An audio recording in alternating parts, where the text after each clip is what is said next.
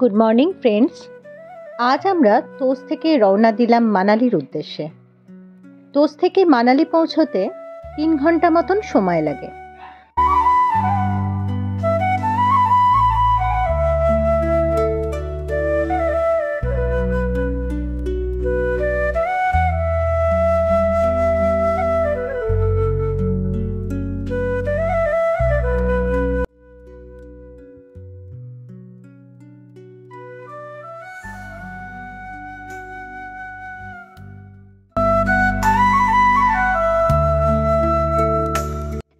প্রকৃতির অপরূপ রূপের সন্ধান যদি কোথাও পেতে হয় তবে আপনাকে অবশ্যই যেতে হবে হিমাচল। প্রকৃতির এত সৌন্দর্য যা দু চোখ ভরে দেখেও আশ মেটে না।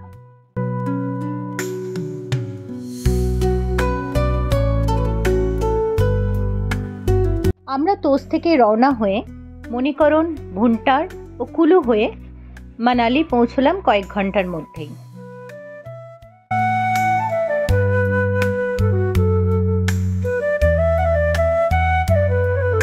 আমরা যখন মানালি পৌঁছালাম তখন কুয়াশার চাদরে মানালি ঢেকেছিল, মাঝে মাঝে বৃষ্টিও হচ্ছিল। বশিষ্ঠ মুনির আশ্রমের কাছে নায়নার রকল্যান্ড হোটেলে আমাদের রাত্রিবাস ছিল আজকে। এই হোটেলটি ভীষণই সুন্দর, চারিদিকে প্রাকৃতিক সৌন্দর্য এবং সবুজে মোড়া।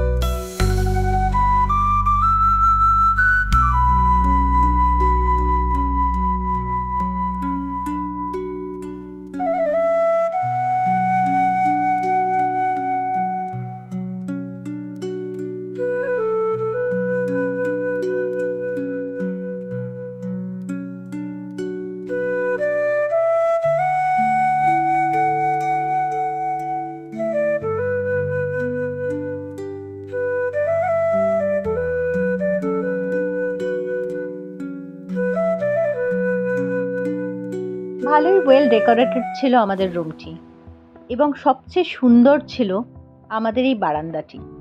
যে বারান্দাটিতে বসলে আপনি ওল্ড মানালি এবং নিউ মানালি একসাথে দেখতে পাবেন অপোজিট পাহাড়ে, এবং মাঝখান দিয়ে বলে চলেছে বিয়াস নদী।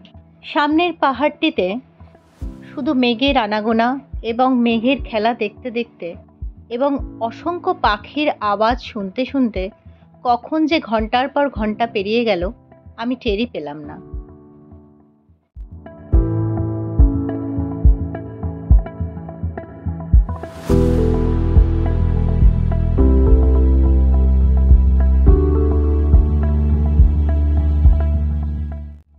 মানালিকে ঘিরে রয়েছে এক পৌরাণিক জনশ্রুতি। এক সময় এখানে ছিল বিশাল হ্রদ।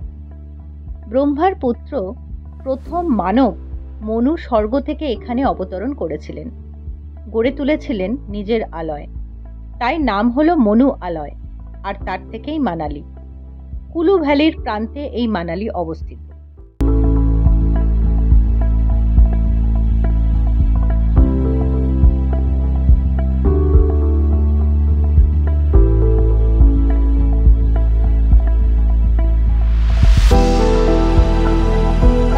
মানালিতে রাত্রি যাপন করে আজ রওনা দিলাম লাহুল ভ্যালির দিকে।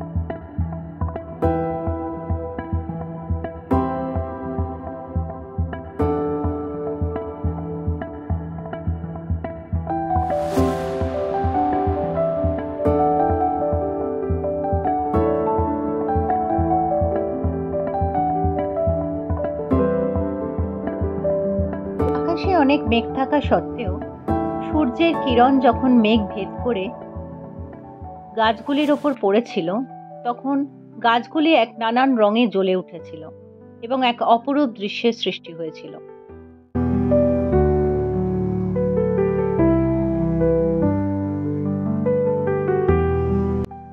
অটল টানেল ওপেন হওয়ার পরে মানালি থেকে শিশু যাওয়ার পথটি অনেক সুগম হয়ে গেছে। আগে মানালি থেকে শিশু যাওয়ার পথটি ছিল খুবই দুর্গম এবং একমাত্র রাস্তা ছিল রোটাং পাস। রোটাং পাসের রাস্তাটি বছরে কয়েক মাসের জন্যই খোলা থাকত, কিন্তু অটল টানেল হওয়ার পর থেকে শিশু যাতায়াত করাটা সারা বছরের জন্যই সকলের কাছে খুবই সুবিধাজনক হয়েছে। লাহুল আর স্পিতি এই দুটো উপত্যকা নিয়ে গড়ে উঠেছে নতুন জেলা, জেলা সদর কেলং। ভারত তিব্বত সীমান্ত জুড়ে রয়েছে লাহুল স্পিতি। এই জেলাকে ঘিরে রয়েছে উত্তরে লাদাখ, দক্ষিণে কিন্নর আর কুলু, পশ্চিমে চাম্বা। গ্রেট হিমালয়ান ঝাংস্কার আর পীর পাঞ্জাল পর্বতশ্রেণী ঘিরে রয়েছে লাহুল আর স্পিতি। রুক্ষ মরুভূমি মতো এখানকার প্রকৃতি, বছরে 7 মাস বরফে মোড়া থাকে, গাছপালা খুবই কম, কনকনে ঠান্ডা, তবু এর নৈসর্গিক প্রকৃতি ও বৌদ্ধ মনেস্ট্রি, লেক পর্যটকের মন কেড়ে নেয়।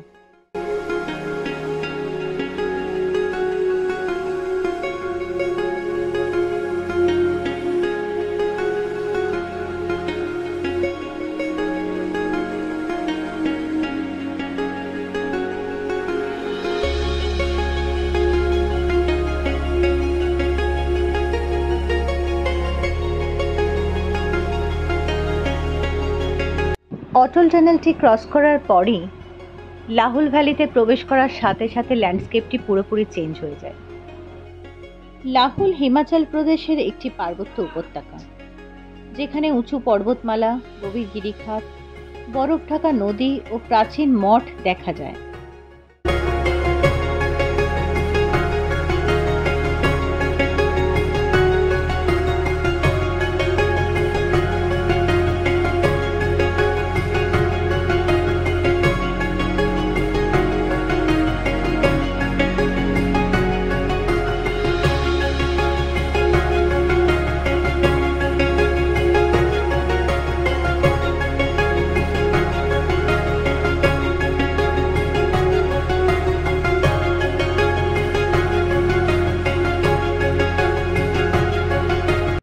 রাস্তায় যেতে যেতে এই বাদিকে পড়ল শিশু লেক, আর দূরে যেটি দেখা যাচ্ছে সেটি হলো শিশু ওয়াটারফল।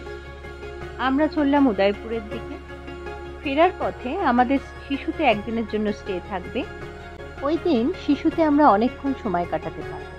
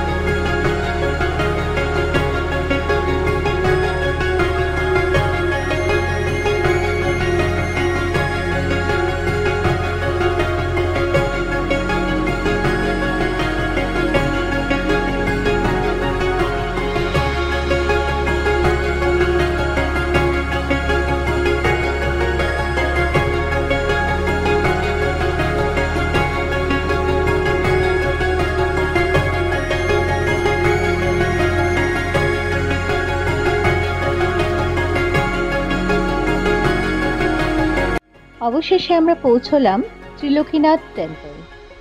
ত্রিলোকীনাথ হলো হিন্দু দেবতা শিবের একটি নাম, যার অর্থ ত্রিতের নেতা। এখানে শিবের একটি ত্রিমুখী মূর্তি রয়েছে, যা থেকে ত্রিলোকীনাথ নামের উৎপত্তি, ত্রিজগতের প্রভু। মন্দিরটি পর্যটক ও তীর্থযাত্রীদের কাছে একটি জনপ্রিয় গন্তব্যস্থল এবং প্রতি বছর এখানে বেশ কয়েকটি উৎসব পালিত হয়। এই মন্দিরের ভেতরে একটি বৌদ্ধ গুম্ফাও আছে। মন্দিরের ভেতরে ফটোগ্রাফি অ্যালাউ ছিল না, তাই আমরা বাইরে ফটোগ্রাফি করে মন্দিরটাকে ঘুরে দেখালাম। হরে ওম নমঃ শিবায়।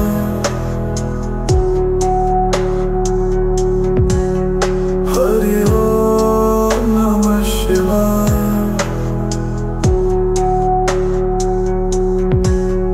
হরে ওম নমঃ শিবায়। হরে ওম নমঃ শিবায়।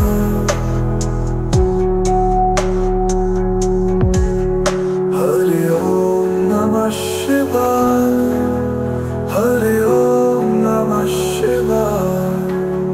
হরে ওম নমঃ শিবায়। হরে ওম। পাহাড়ের কোলে অপরূপ সৌন্দর্যের ঘেরা এই ত্রিলোকীনাথ মন্দির। সামনে বরফান্বিত পাহাড়, সুন্দর চাষের জমি, এত সুন্দর গ্রিনারি এখান থেকে দেখা যায় যে আপনার মন ভরে যাবে। ত্রিলোকীনাথ মন্দির থেকে বেরিয়ে কিছু দূর গেলেই মৃকুলা দেবীর মন্দির পড়ে। আমরা এখন পৌঁছলাম মৃকুলা দেবীর মন্দিরে। কথিত আছে যে ভীম তার শক্তি ও সাহসের জন্য পরিচিত।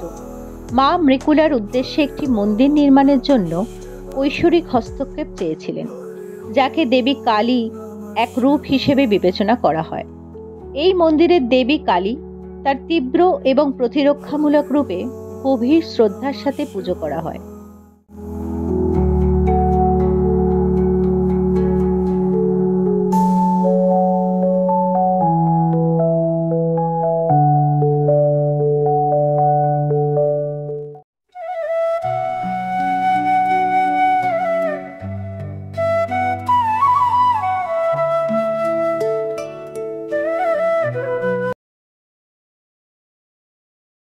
মৃকুলা দেবীর টেম্পল থেকে আমরা রওনা দিলাম জিসপার উদ্দেশ্যে। জিসপা মৃকুলা দেবী টেম্পল থেকে 75 কিলোমিটার দূরত্বে অবস্থিত। কেলং হয়ে আমরা পৌঁছালাম জিসপা। জিসপাতেই রয়েছে আজ আমাদের রাত্রিবাস। আমরা খুব শীঘ্রই শিশু ও জিসপা ব্লগ নিয়ে হাজির হব। Please do like and subscribe our channel. ধন্যবাদ।